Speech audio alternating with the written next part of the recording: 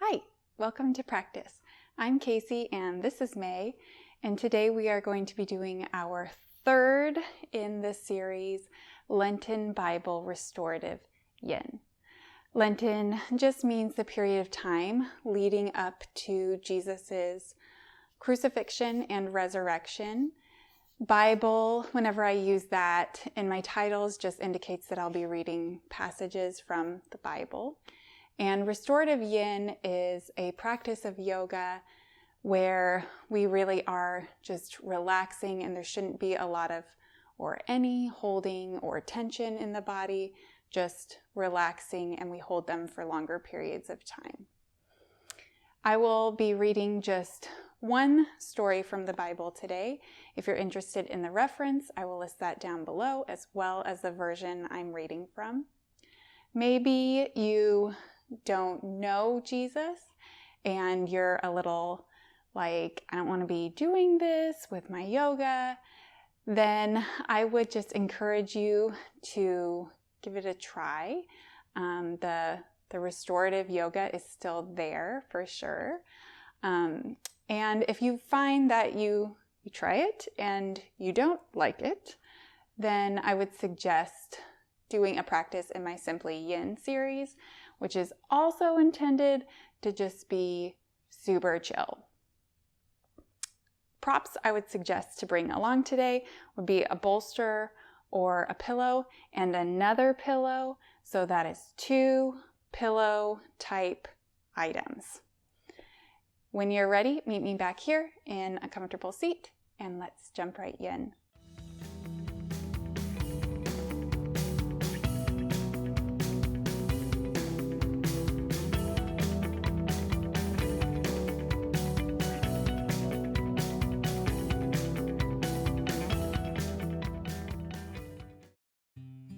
Come to a tabletop position.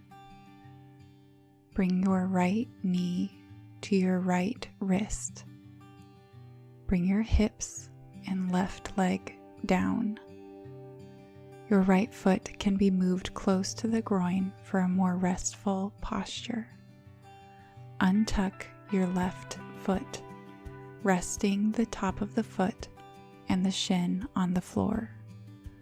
Remember, this is a restorative yoga practice, so there shouldn't be any sensation here, just ease. Place a blanket under your right buttock if you need to bring the ground up. You can also place a blanket under the left thigh.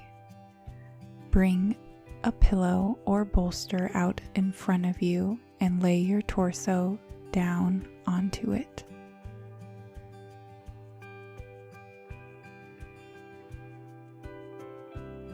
That very day, 2 of them were going to a village named Emmaus, about 7 miles from Jerusalem, and they were talking with each other about all these things that had happened.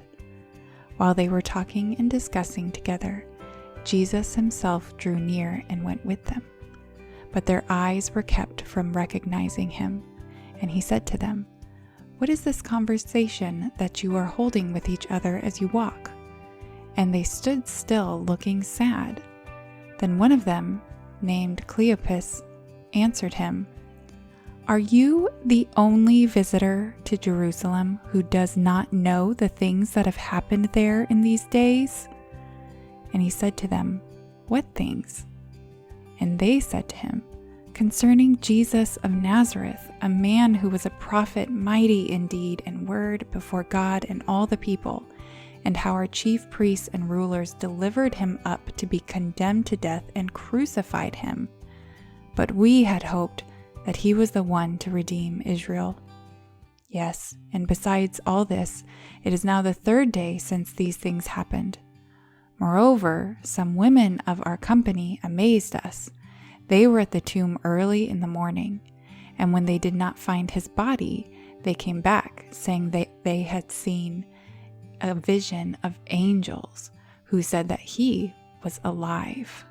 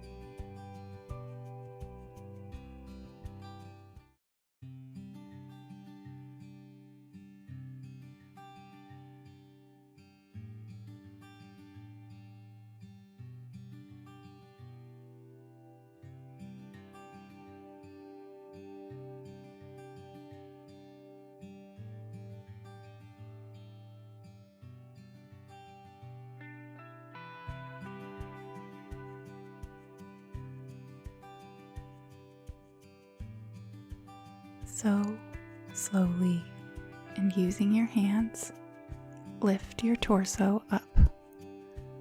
Bring the right knee back and come onto all fours. Bring your left knee to your right wrist, dropping the right leg and top of the foot to the mat.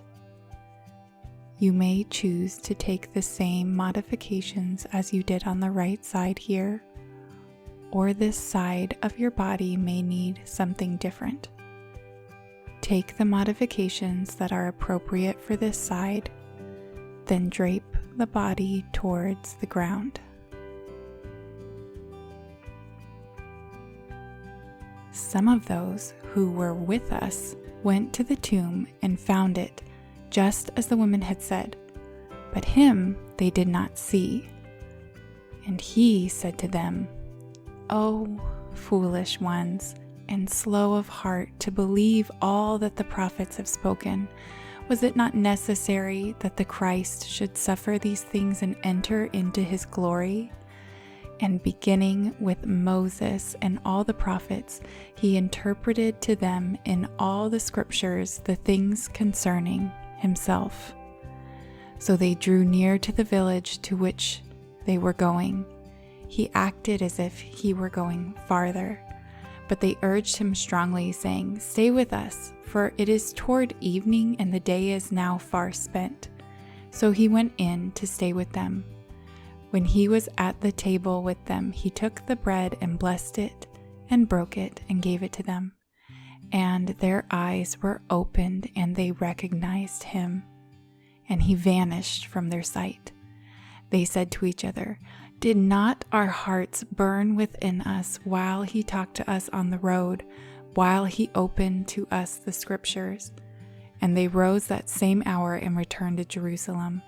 And they found the 11 and those who were there with them gathered together, saying, "The Lord has risen indeed and has appeared to Simon."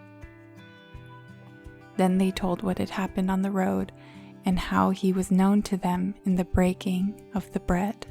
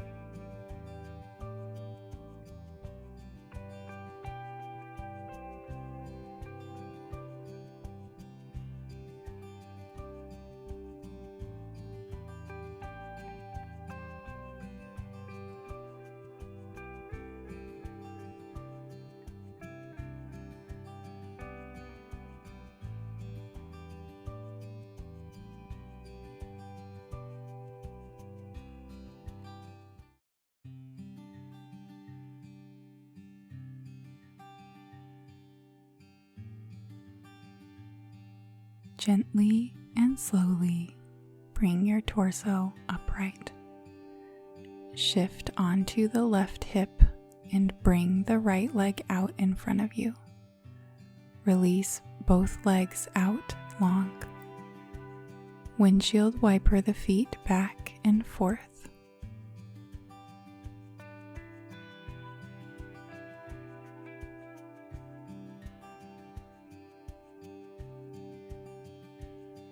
Using your hands, take your right foot and place the ankle on top of your left thigh. Bend your left knee so the left foot goes under your right thigh. When you look down, you should see an open triangle. If the knee seems far away from the bottom foot, place a blanket between them. Sit up straight, then fold over your legs. You can place a block or pillow under the head, or create a support system resting props on the legs and under your head. As they were talking about these things, Jesus himself stood among them and said to them, "Peace to you." But they were startled and frightened and thought they saw a spirit. And he said to them, "Why are you troubled? And why do doubts arise in your hearts? See my hands and my feet, that it is I myself. Touch me and see. For a spirit does not have flesh and bones as you see that I have." And when he had said this, he showed them his hands and his feet. And while they still disbelieved for joy and were marveling, he said to them, "Have you anything here to eat?" They gave him a piece of broiled fish, and he took it and ate it before them. Then he said to them, "These are my words that I spoke to you while I was still with you, that everything written about me in the law of Moses and the prophets and the Psalms must be fulfilled."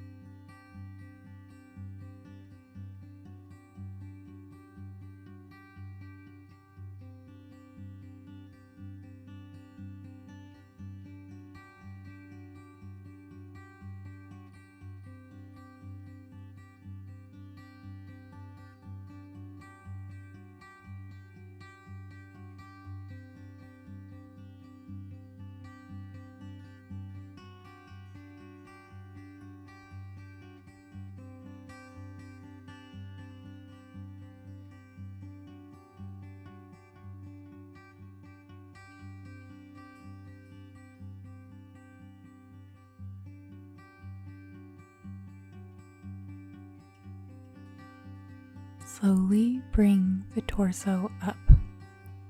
Let the legs go long. Using your hands, take your left foot and place the ankle on top of your right thigh. Bend your right knee so the right foot goes under your left thigh. Use any props you need for this side. Fold over.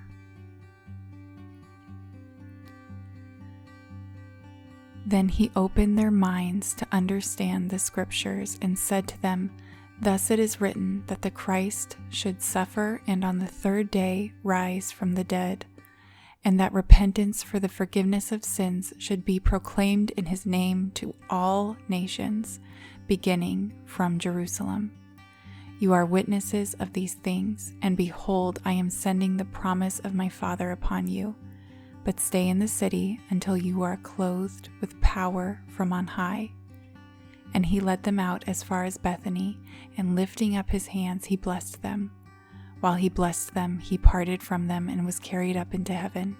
And they worshipped him and returned to Jerusalem with great joy, and were continually in the temple blessing God.